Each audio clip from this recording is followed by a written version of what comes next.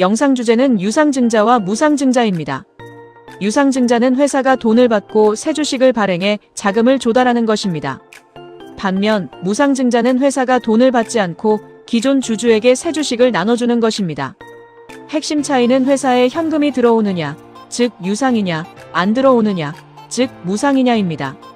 1. 유상증자란 무엇인가요?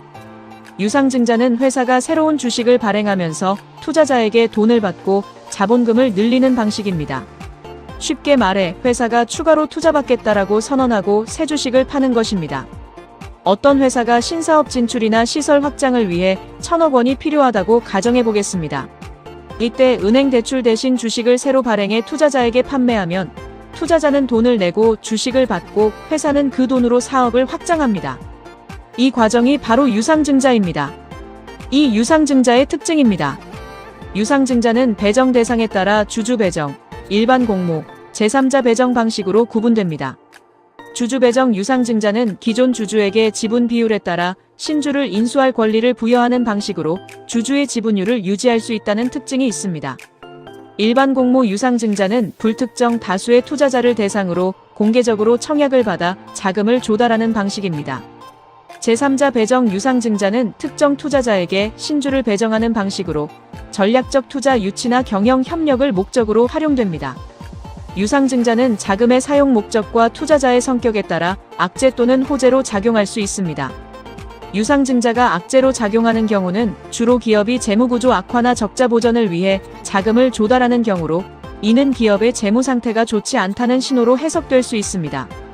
그리고 신주 발행으로 인해 기존 주주의 지분이 희석되어 주가 하락 요인으로 작용할 수 있습니다. 반면 유상증자가 호재로 작용하는 경우는 기업이 신사업 투자나 설비 확충, 인수합병 등 미래 성장을 위한 자금을 확보하는 경우입니다.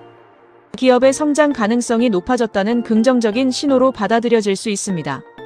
특히 신뢰할 수 있는 투자자가 참여하는 경우에는 시장에서 더욱 긍정적으로 평가됩니다.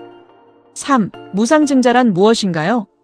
무상증자는 회사가 자본잉여금이나 이익잉여금을 자본금으로 전환하여 기존 주주에게 무상으로 신주를 배정하는 방식입니다.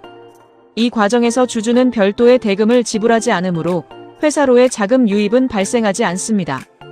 무상증자는 주식수를 증가시켜 유통주식 수를 늘리고 주가를 상대적으로 낮추어 거래를 활성화하는 효과가 있습니다. 기업의 재무구조를 변경하는 수단으로 활용되며 기업이 보유한 잉여금을 자본금으로 전환함으로써 자본 구성을 조정하는 특징이 있습니다. 무상증자는 자금 조달이 목적이 아니라 자본 구조 개선과 주식 유통 활성화를 목적으로 하는 제도라는 점에서 유상증자와 구별됩니다. 4. 무상증자의 특징입니다. 무상증자는 상황에 따라 호재 또는 악재로 작용할 수 있습니다. 먼저 호재로 작용하는 경우는 기업이 충분한 이익잉여금을 보유하고 있으며 재무구조가 건전한 상태에서 무상증자를 실시하는 경우입니다. 이는 기업의 성장성과 재무 안정성에 대한 긍정적인 신호로 해석될 수 있습니다. 또한 주식수 증가로 인해 주가가 상대적으로 낮아지면 거래가 활발해집니다. 이는 유동성이 증가하는 효과가 있어 시장에서 긍정적으로 평가될 수 있습니다. 반면 악재로 작용하는 경우는 기업의 실질적인 가치 변화 없이 단순히 주식수만 늘어나는 점이 부각될 때입니다. 이는 일시적인 기대감 이후 주가가 다시 하락할 가능성이 높습니다. 무상증자가 기업의 근본적인 실적 개선 없이 이루어질 경우 시장에서는 부정적으로 인식합니다. 5.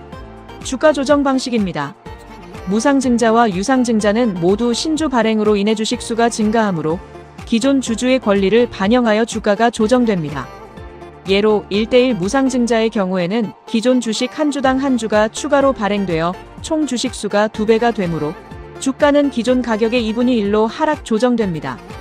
예로 1:2 무상증자의 경우에는 기존 주식 한 주당 2주가 추가로 발행되어 총 주식수가 3배가 되므로 주가는 기존 가격의 3분의 1 수준으로 하락 조정됩니다. 유상증자의 경우에는 일반적으로 신주가 기존 주가보다 낮은 가격으로 발행됩니다. 기존 주식과 신주의 가치가 평균화되면서 새로운 주가는 기존 주가보다 낮게 조정됩니다. 예로 기존 주가가 10,000원이고 유상증자 발행가가 8,000원이면 평균 가격인 9,000원으로 조정됩니다. 이것은 새로운 주가를 기존 주가와 신주 발행가의 단순 평균으로 설명한 경우입니다. 그러나 실제로는 주식수를 고려해야 합니다. 기존 주식수와 유상증자에 의해 발행되는 신주수를 함께 고려해서 가중평균 방식으로 조정됩니다. 기존 주식수가 신주수에 비해 많으면 기존 주가의 영향이 더 많이 반영됩니다. 일반적으로 신주수는 기존 주식수보다 적지만 비교적 큰 규모의 유상증자를 할 경우에는 신주수의 영향이 늘어나게 됩니다. 구독, 좋아요, 알림 부탁드립니다.